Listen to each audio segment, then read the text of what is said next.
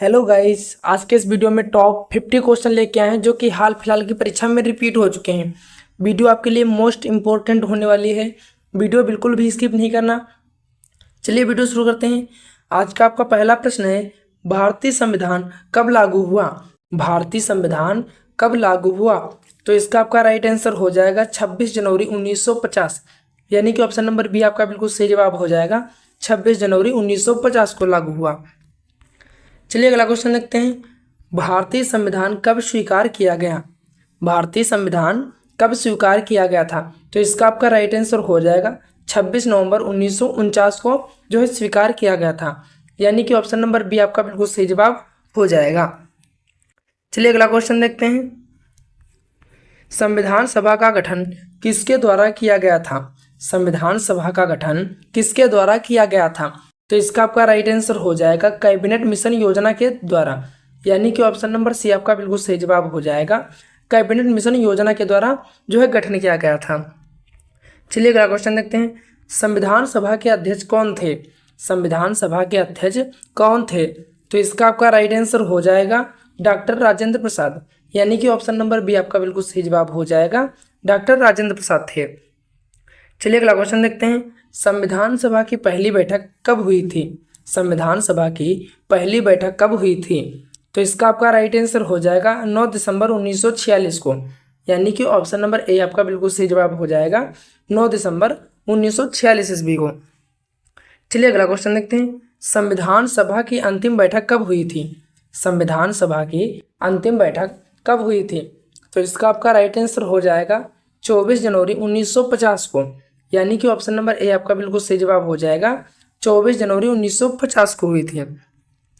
चलिए अगला क्वेश्चन देखते हैं, संविधान सभा में कुल कितने सदस्य थे मूल रूप से? संविधान सभा में कुल कितने सदस्य थे मूल रूप से?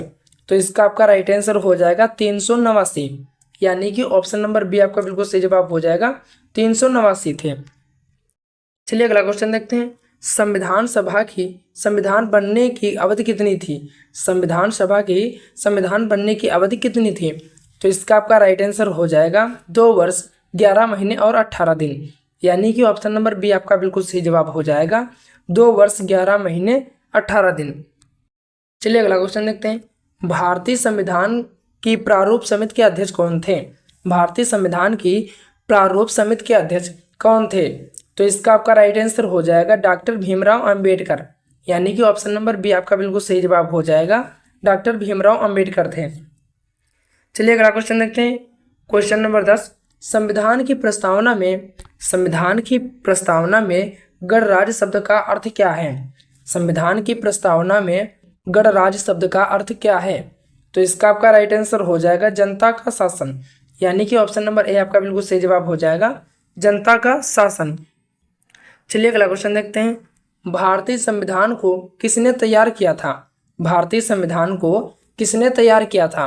तो इसका आपका राइट आंसर हो जाएगा संविधान सभा ने, यानी कि ऑप्शन नंबर बी आपका बिल्कुल सही जवाब हो जाएगा। संविधान सभा ने तैयार किया था।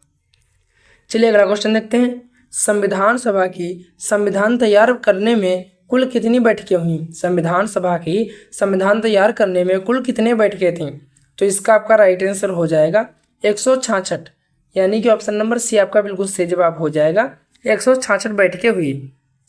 चलिए अगला क्वेश्चन देखते हैं, संविधान की प्रस्तावना में लोकतंत्र का अर्थ क्या है? संविधान की प्रस्तावना में लोकतंत्र का अर्थ क्या है? तो इसका आपका राइट आंसर हो जाएगा जनता द्वारा शासन, यानी कि ऑप्शन नंबर ए आपका बिल्कुल सही जवाब हो जाएगा। जनता द्वारा शासन। चलिए अगला क्वेश्चन देखते हैं, भारतीय संविधान को लिखने में कितनी भाषाओं का प्रयोग हुआ? भारतीय संविधान को लिखने में कितनी भाषाओं का प्रयोग हुआ? तो इसका आपका राइट आंसर हो जाएगा 22 भाषाओं को, यानी कि ऑप्शन नंबर बी आपका बिल्कुल सही जवाब हो जाएगा।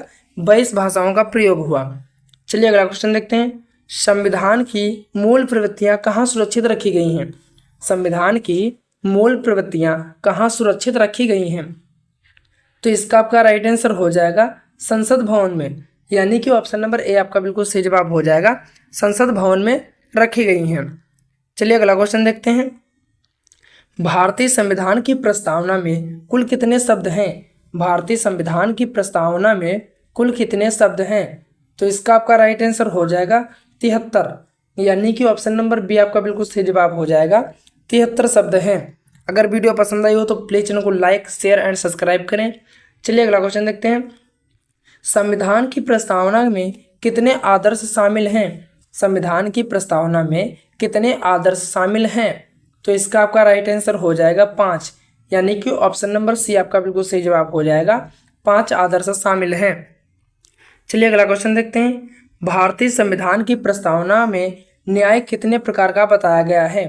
भारतीय संविधान की प्रस्तावना में न्याय कितने प्रकार का बताया गया है? तो इसका आपका राइट आंसर हो जाएगा 3 प्रकार की, यानी कि ऑप्शन नंबर सी आपका बिल्कुल सही जवाब हो जाएगा। 3 प्रकार की न्याय को बताया गया है। चलिए अगला क्वेश्चन देखते हैं। भारतीय संविधान का निर्माता किसे कहा जाता है? भारतीय संविधान का निर्माता किसे कहा जाता है? तो इसका आपका राइट आंसर हो जाएगा डॉक्टर भीमराव अंबेडकर को, यानी कि ऑप्शन नंबर सी आपका बिल्कुल सही जवाब हो जाएगा। डॉक्टर भीमराव अंबेडकर को संविधान का निर्माता कहा जाता है। चलिए अगला क्वेश्चन देखते हैं। संविधान की प्रस्तावना को क्या कहा जाता है? संविधान की प्रस्तावना को क्या कहा जाता है? तो इसका आपका राइट आंसर हो जाएगा संविधान की आत्मा कहा जाता है। संविधान की प्रस्तावना को संविधान की आत्मा कहा जाता है, यानी कि ऑप्शन नंबर ए आपका बिल्कुल सही जवाब हो जाएगा। चलिए अगला क्वेश्चन देखते हैं। संविधान की प्रस्तावना का स्रोत किस देश से प्रेरित है? संविधान की प्रस्तावना का स्रोत किस देश से प्रेरित है? तो इसका आपका राइट आंसर हो जाएगा अमेरिका, यानी कि ऑप्शन नंबर ए आपका बिल्कुल सही जवाब हो जाएगा। अमेरिका देश से प्रेरित है। चलिए अगला क्वेश्चन देखते हैं। संविधान की प्रस्तावना में धर्मनिरपेक्ष शब्द का कब जोड़ा गया? संविधान की प्रस्तावना में धर्मनिरपेक्ष शब्द कब जोड़ा गया? तो इसका आपका राइट आंसर हो जाएगा 1976 ईस्वी में, यानी कि ऑप्शन नंबर बी आपका बिल्कुल सही जवाब हो जाएगा। 1976 ईस्वी में जोड़ा गया। चलिए अगला क्वेश्चन देखते हैं। भारतीय संविधान की भाषा कौन सी है? भारतीय संविधान की भाषा कौन सी है? तो इसका आपका राइट आंसर हो जाएगा अंग्रेजी व हिंदी दोनों, यानी कि ऑप्शन नंबर डी आपका बिल्कुल सही जवाब हो जाएगा। अंग्रेजी व हिंदी दोनों शामिल हैं। चलिए अगला क्वेश्चन देखते हैं। संविधान की मूल प्रति किस लिपि में लिखी गई है? संविधान की मूल प्रतिलिपि किस लिपि में लिखी गई है? तो इसका आपका राइट आंसर हो जाएगा हिंदी और अंग्रेजी दोनों में, यानी कि ऑप्शन नंबर डी आपका बिल्कुल सही जवाब हो जाएगा। चलिए अगला क्वेश्चन देखते हैं। भारतीय संविधान की पहली अनुसूची में क्या दिया गया है? भारतीय संविधान की पहली अनुसूची में क्या दिया गया है? तो इसका आपका राइट आंसर हो जाएगा राज्यों और केंद्र शासित प्रदेशों की सूची, यानी कि ऑप्शन नंबर ए आपका बिल्कुल सही जवाब हो जाएगा। राज्यों और केंद्र शासित प्रदेशों की सूची दी गई है। चलिए अगला क्वेश्चन देखते हैं। भारतीय संविधान की दूसरी अनुसूची में क्या दिया गया है? भारतीय संविधान की दूसरी अनुसूची में क्या दिया गया है?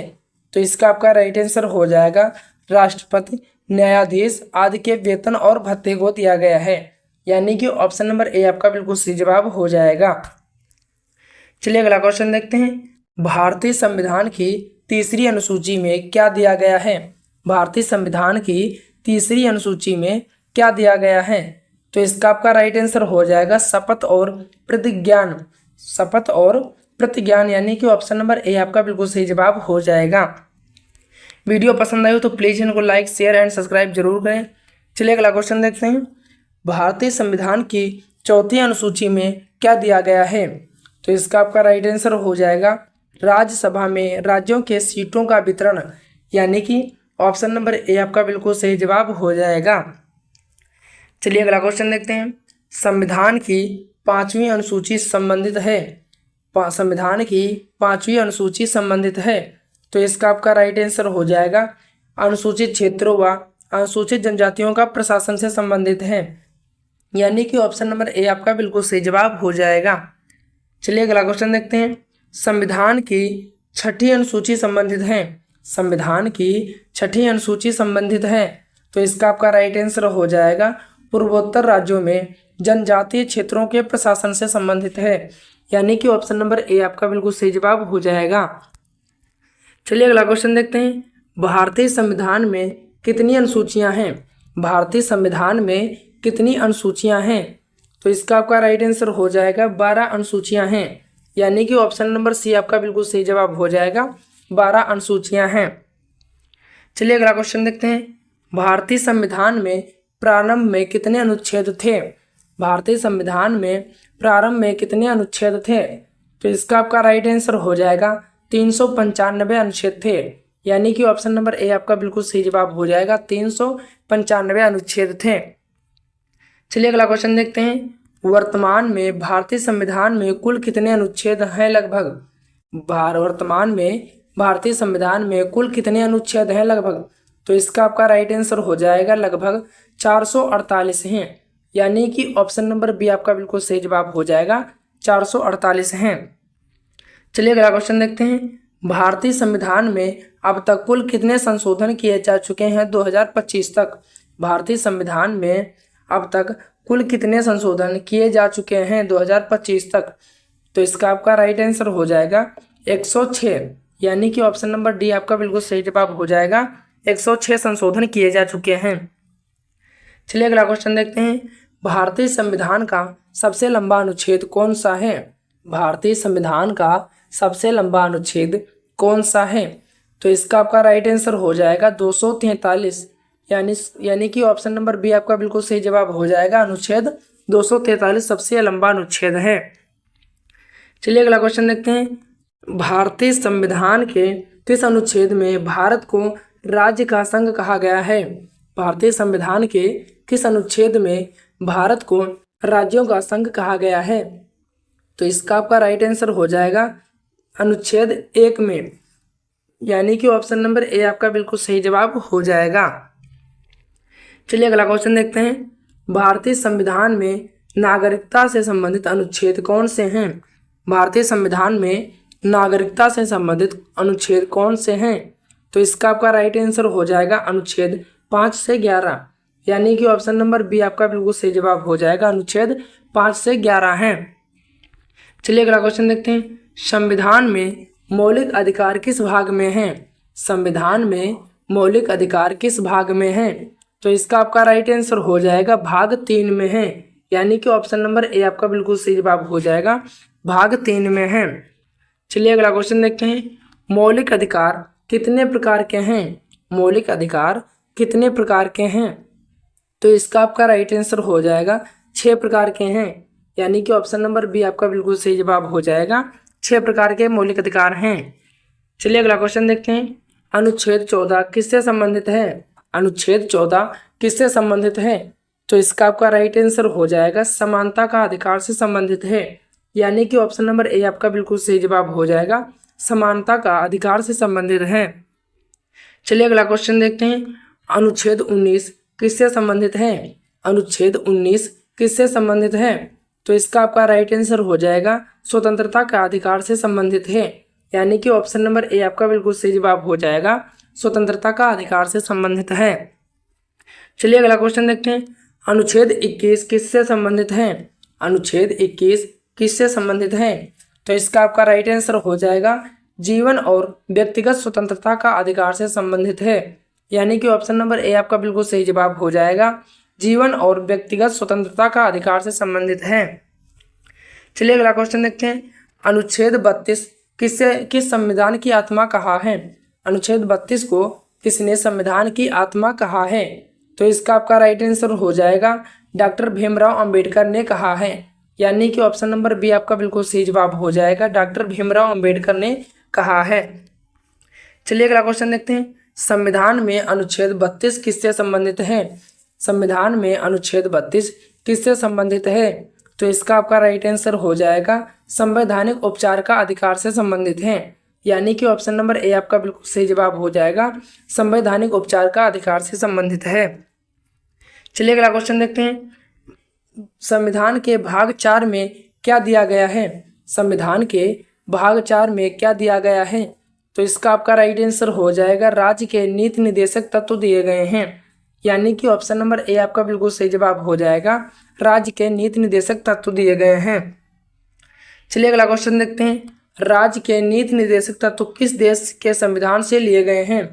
राज्य के नीति निर्देशक तत्व किस देश के संविधान से लिए गए हैं? तो इसका आपका राइट आंसर हो जाएगा आयरलैंड से लिए गए हैं, यानी कि ऑप्शन नंबर ए आपका बिल्कुल सही जवाब हो जाएगा, आयरलैंड से लिए गए हैं। चलिए अगला क्वेश्चन देखते हैं, राजनीति निर्देशक तत्वों का उद्देश्य क्या है?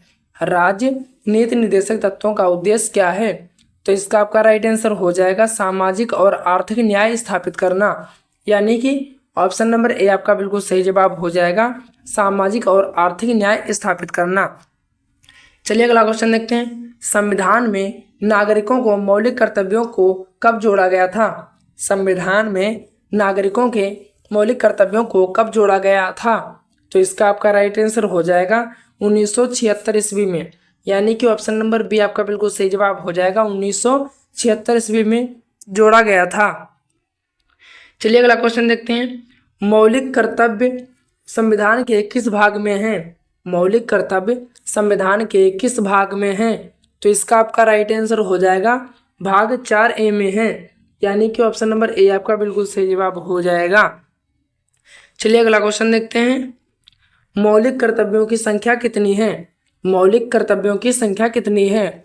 इसका आंसर आप लोगों को कमेंट में बताना है, और अगर वीडियो पसंद आई हो तो प्लीज़ चैनल को लाइक शेयर एंड सब्सक्राइब करें। मिलते हैं अगले वीडियो में, तब तक के लिए जय हिंद।